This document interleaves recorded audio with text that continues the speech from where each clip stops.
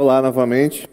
Vamos dar sequência na exposição do livro do profeta Abacuque, a 10ª mensagem neste livro hoje. E nós vamos considerar o capítulo 2, versos de 6 a 8. Capítulo 2 do livro do profeta Abacuque, finalzinho do Antigo Testamento. E vamos considerar os versos de 6 a 8.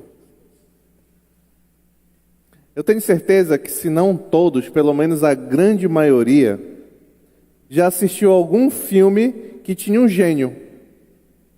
Não é um gênio inteligente, é o gênio da lâmpada. Já ouviu algum filme que tinha um gênio, que pode ser da lâmpada ou não, mas a maioria aqui talvez conheça pelo filme do Aladim, o gênio da lâmpada. E já tiveram inúmeros filmes ilustrando essa ficção. E a dinâmica também deve ser conhecida de todos nós. Qual é? Você encontra o gênio e você faz um pedido. E aí o gênio tem que atender, ele é obrigado a atender o seu pedido. Mas sempre tem uma pegadinha.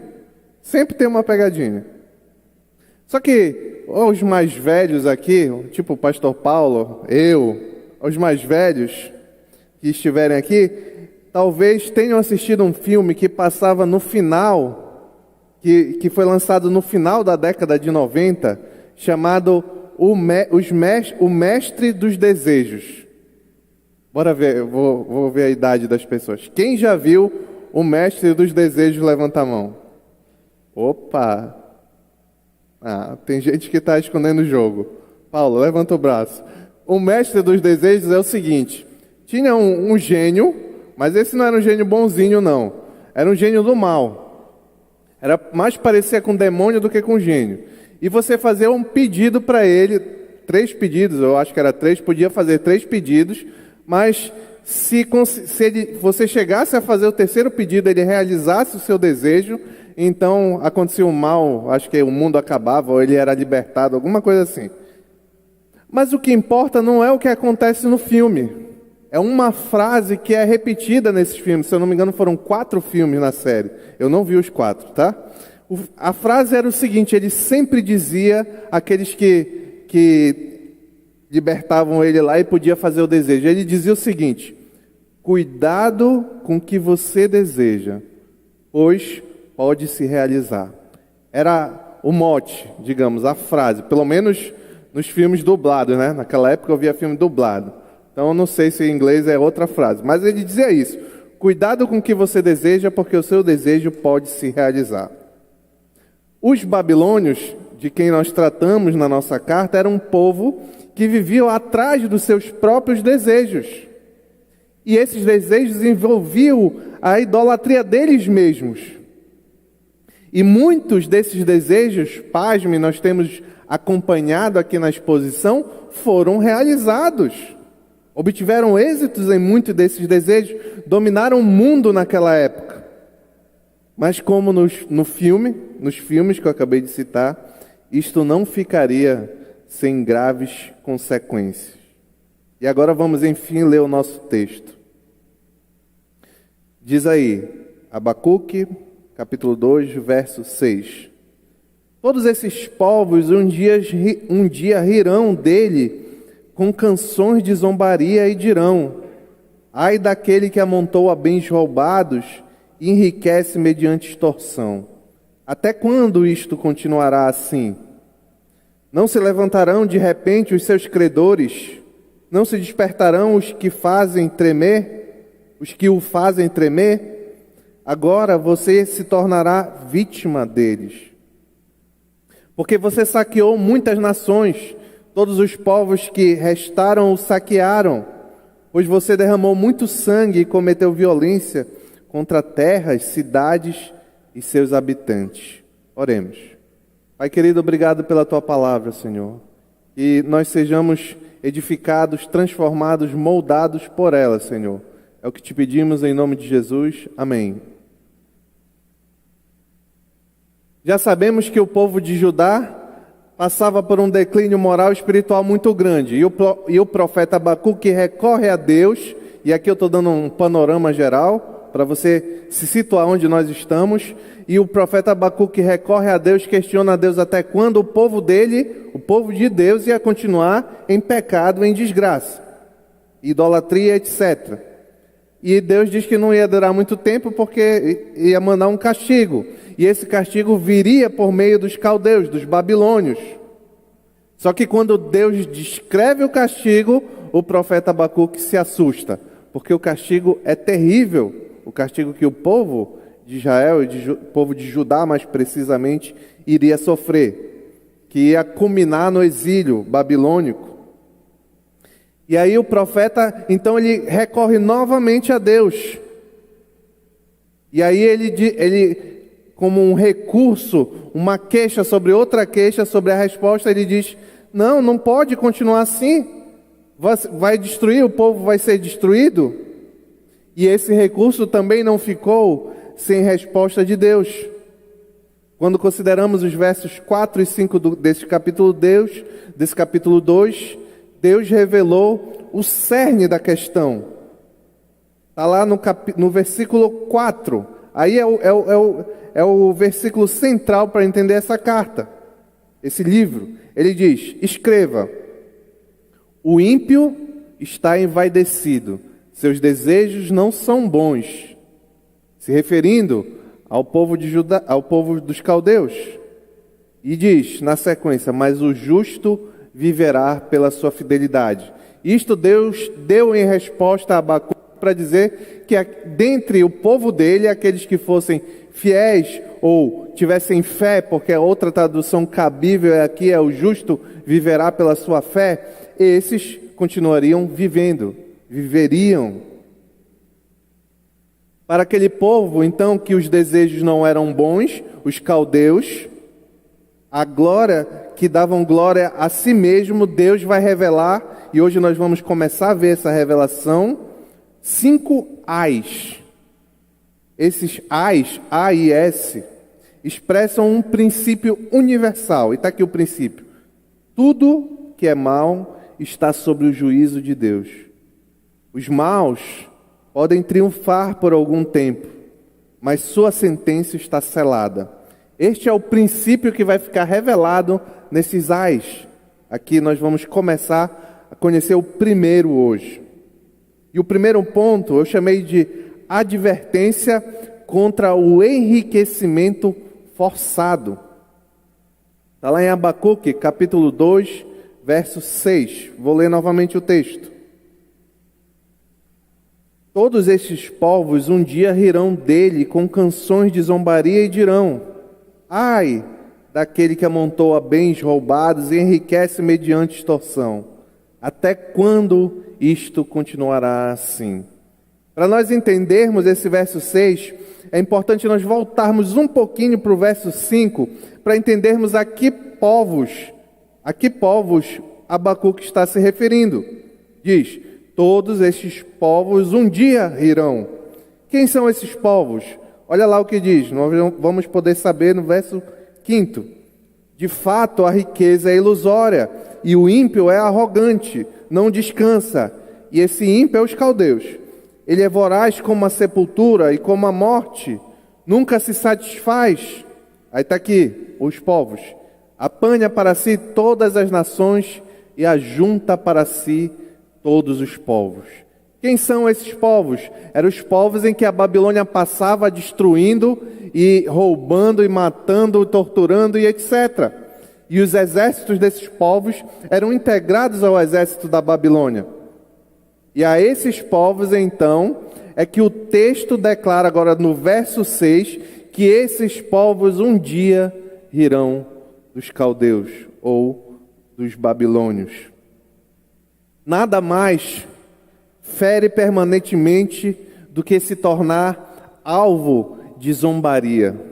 A zombaria, ela é uma estratégia, a estratégia da zombaria, ela se torna habitual e frequente para que o tempo inteiro a ferida continue aberta.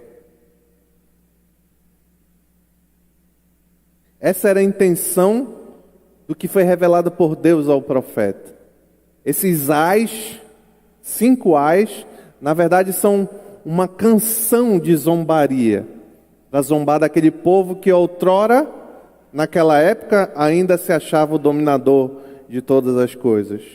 Com isso, podemos observar como Deus, como justo juiz, tem entre consequências dos seus atributos a realidade de que Ele defenderá o justo publicamente e humilhará um dia o perverso.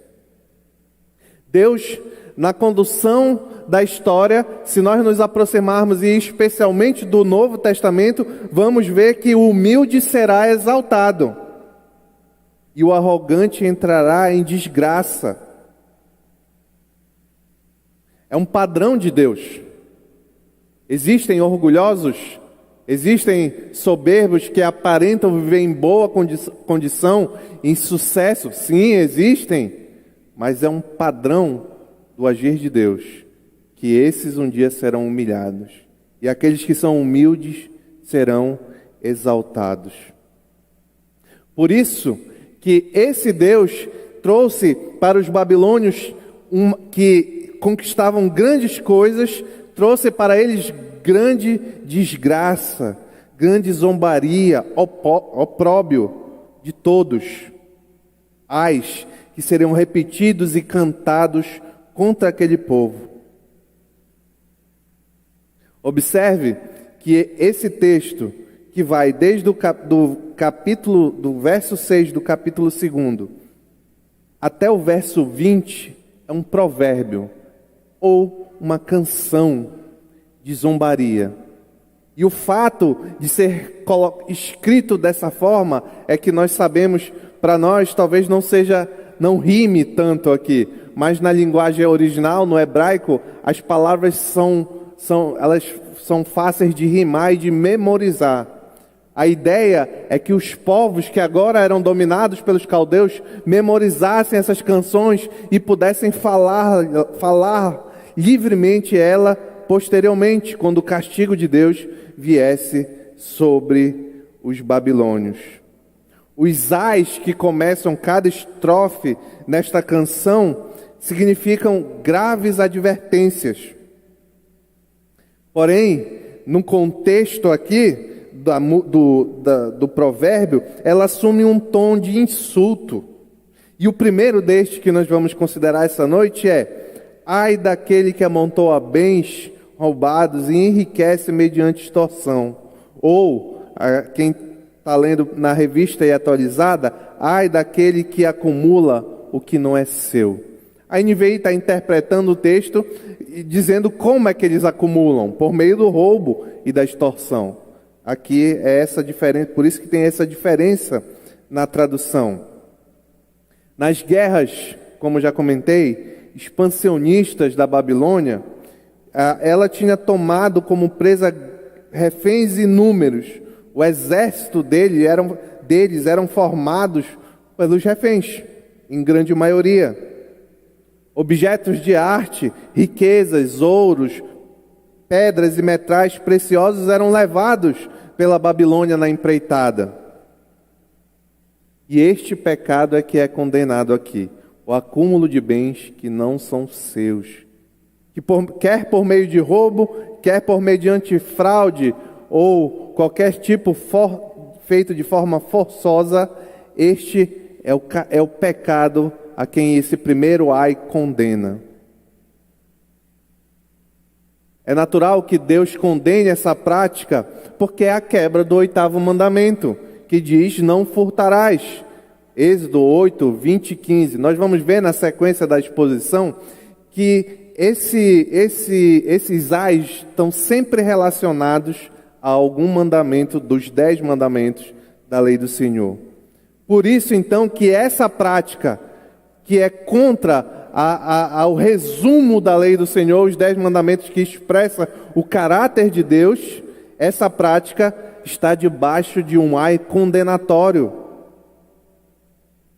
Notem que o homem, ou a Babilônia, ou nações desonestas, podem até aparentar por pouco tempo bem-estar, segurança. Mas o texto está revelando que esses crimes trazem para si condenação. Ainda que os agentes criminosos, por algum tempo, escapem do braço do repressor da lei, estejam protegidos por aqueles que aplicam justiça no mundo, jamais ficarão impunes perante aquele que é o reto juiz. Este conceito é muito bem destacado no Antigo Testamento, mas também é uma verdade neotestamentária do Novo Testamento. Tem duas passagens que podem ilustrar muito fácil. E que princípio eu estou me referindo? Que aquele que peca contra o Senhor, sobre este vem juízo. Ah, pastor, parênteses, mas nós cristãos não temos os pecados perdoados? Temos. O verdadeiro cristão tem os pecados perdoados, mas não porque ficou sem justiça, sem juízo, mas porque a justiça e o juízo foram sobre Jesus Cristo na cruz do Calvário. Fecha parênteses. A ilustração de que esta reciprocidade é também uma verdade do Novo Testamento, nós podemos ver em uma parábola dita por Jesus Cristo. Abra o Evangelho de Mateus, vamos ler um pedaço comprido aqui do Evangelho de Mateus. Mateus capítulo 18, a partir do versículo 23.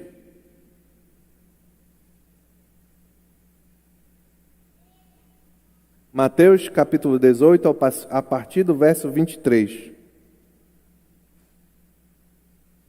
Diz assim a palavra do Senhor: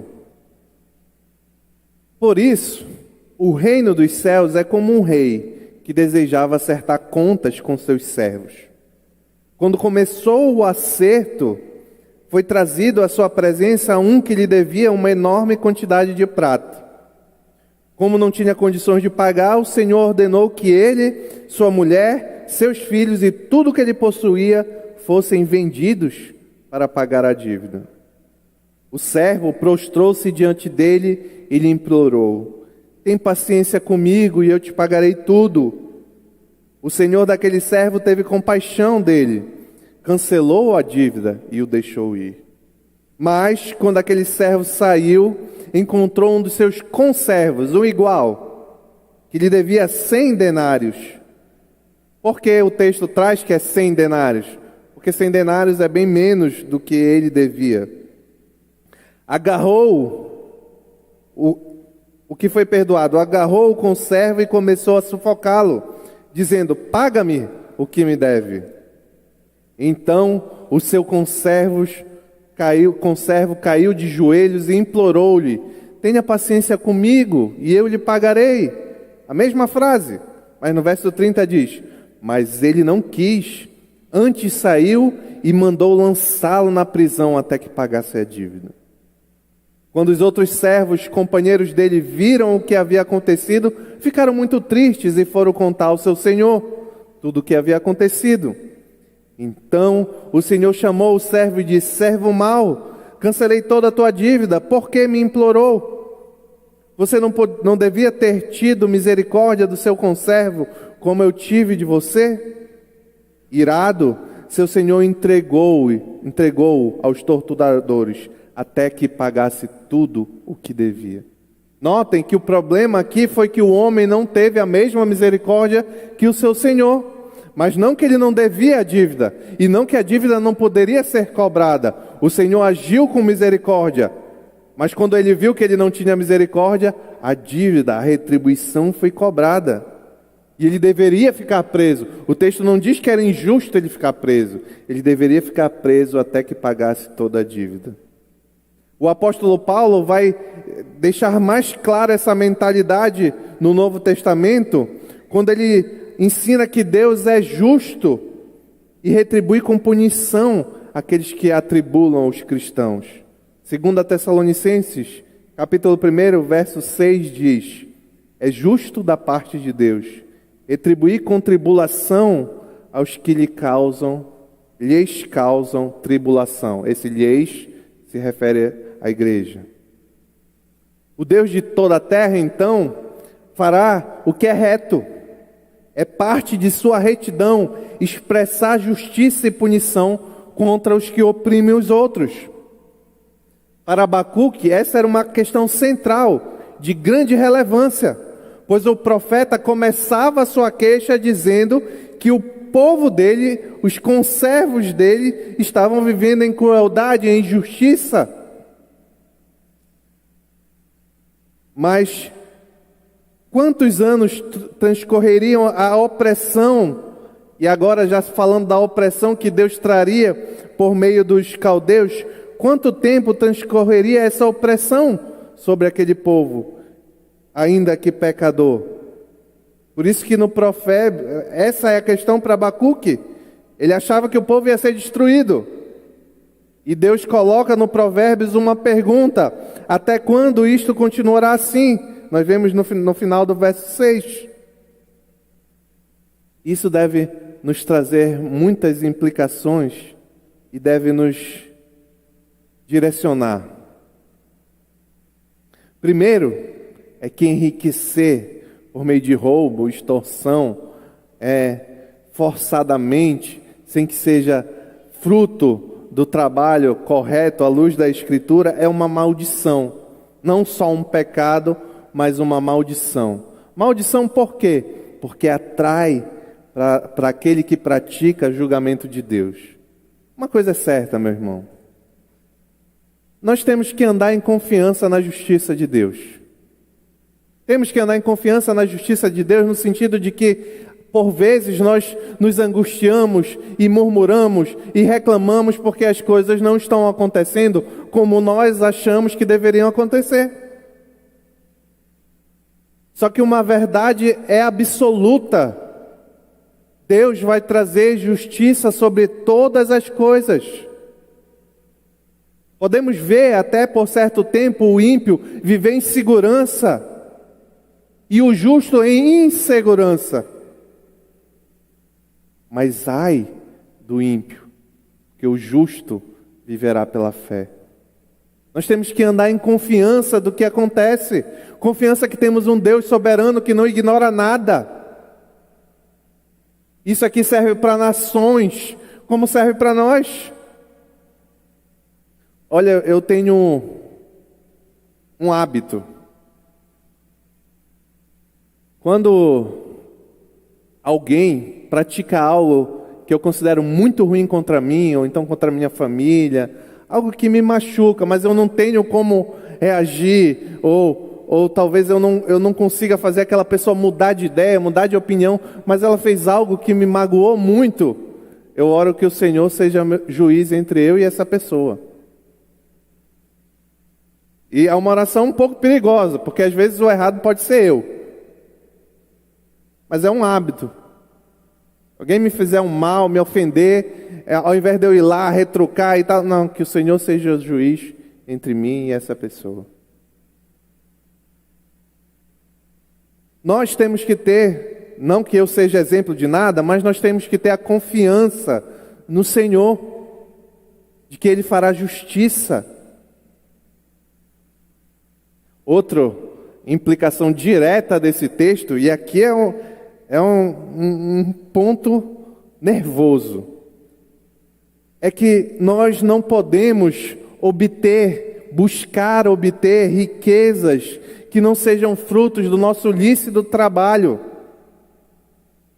Todo mundo pode estar pensando aqui, eu não roubo ninguém, eu não estou extorquindo ninguém. Calma, às vezes esse mal pode ser muito mais sutil. Declaração de imposto de renda. Ou meia entrada no cinema, o camarada não é estudante. Ixi, eu já fiz isso muito. Você já tem misericórdia de mim. O camarada não é estudante há muito tempo, mas tem a carteirinha de estudante para entrar no cinema, né? Esse aqui é perigosíssimo. Tem gente que faz pacote de streaming e é um consórcio. São 80 pessoas que têm a senha. É engraçado, mas é roubar, é furtar. O termo jurídico você pode meter qual você quiser, mas você está se apropriando do que não é seu. Baixar filme na internet. Baixar filme na internet pode, né? Não pode. Pessoas trabalharam, o filme pode ser bom, ruim, certo, errado, eu não estou entrando no juízo do filme. Mas você baixar filme na internet, pessoas trabalharam, investiram naquilo. Se você não presta, não compra, não vê. Mas baixar é um exemplo disso. Sobre essas coisas, tudo que é mal, Deus traz juízo. Ah, mas eu sou crente, eu posso. Deus traz disciplina. Às vezes dói, igual o juízo. Um exemplo aqui nós estamos lendo na carta de Abacuque. Para o povo de Judá era disciplina, mas foi uma disciplina pesadíssima. Para os caldeus, juízo. Cara, alguém ouve? Onde é que fica a Babilônia? Onde é que fica a Babilônia? Não existe. E o povo de Deus está aí até hoje. Segundo ponto, eu acho que até adiantei aqui um pouco, consequências do enriquecimento forçado. Vamos ler o verso 7 e 8 do capítulo 2. Não se levantarão de repente os seus credores, não se despertarão os que o fazem tremer. Agora você se tornará vítima deles, porque você saqueou muitas nações. Todos os povos que restaram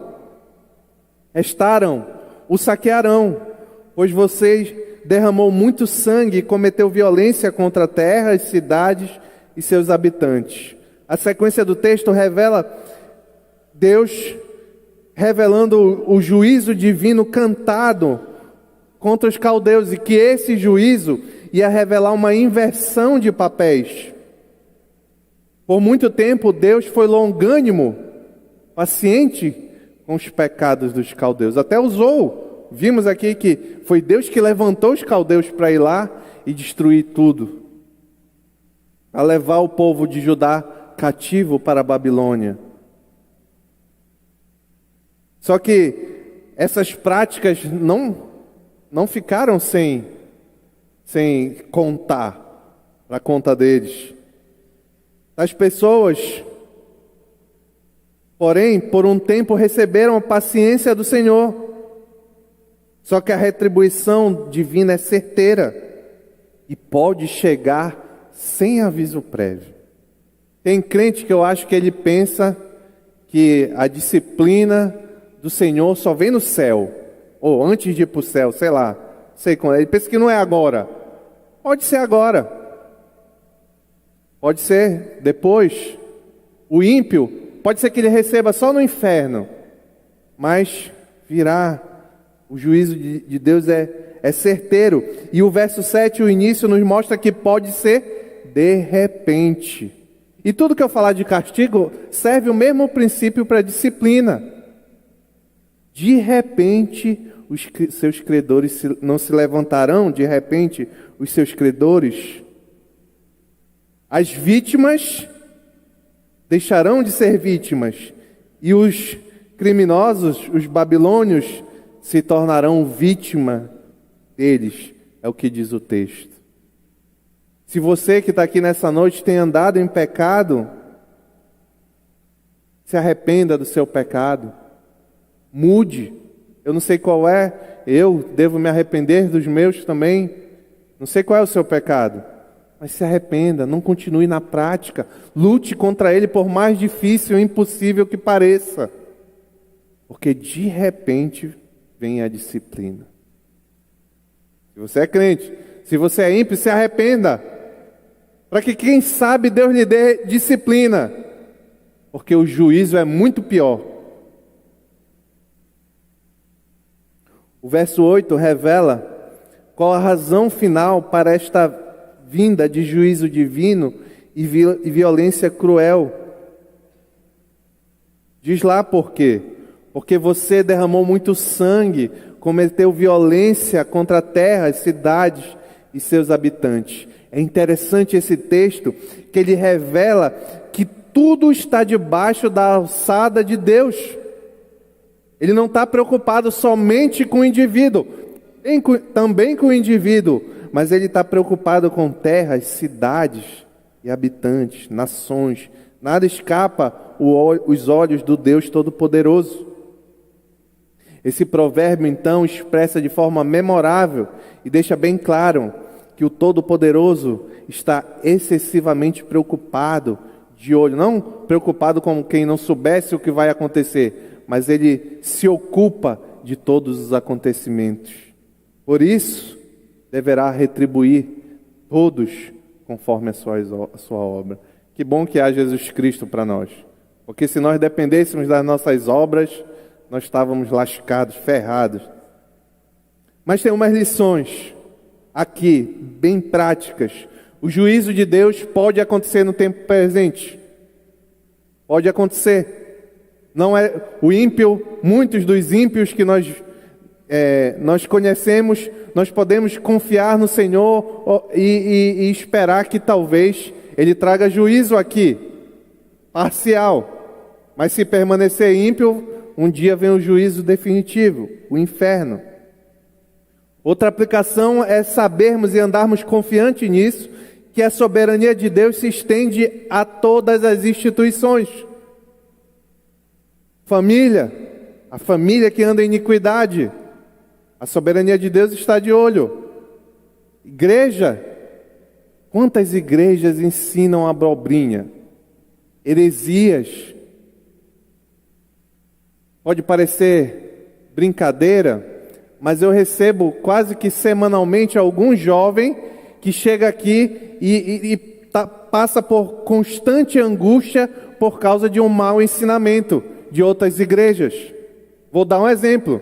Já cansei de receber jovens que se sentem humilhados, cansados, desanimados com a fé cristã, porque não conseguem receber o batismo do Espírito Santo, não falam em língua.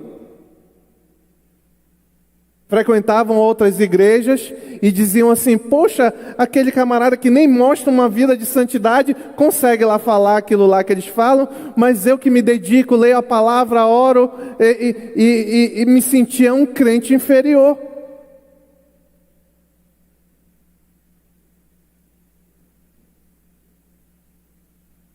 É um prejuízo muito grande, é um ensino não bíblico. É um ensino não bíblico. E nada escapa aos olhos do Senhor. Isso foi só um exemplo que nem tem muito a ver com o tema. Esse aqui é um ponto muito importante. Vou até ler.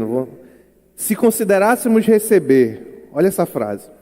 Se considerássemos receber precisamente o mesmo tratamento que infligimos, talvez muito de nós nos arrependeríamos dos nossos pecados.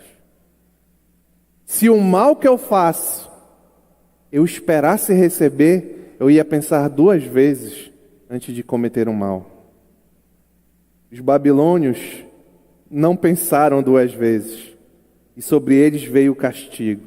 Sobre nós crentes pode vir disciplina. Considere antes de fazer um mal, que você pode receber um mal em troca. O problema dos que estão acostumados a agir de forma brutal, impiedosa, sem misericórdia, está no fato de ignorar que um dia haverá retribuição. Um lamento genuíno a Deus, por misericórdia, um arrependimento sincero, poderia nos tornar mais frequentemente observadores desta verdade. A justiça é menosprezada em nosso contexto. Somos acostumados a ver a impunidade. Porém, estamos olhando somente para sistemas humanos.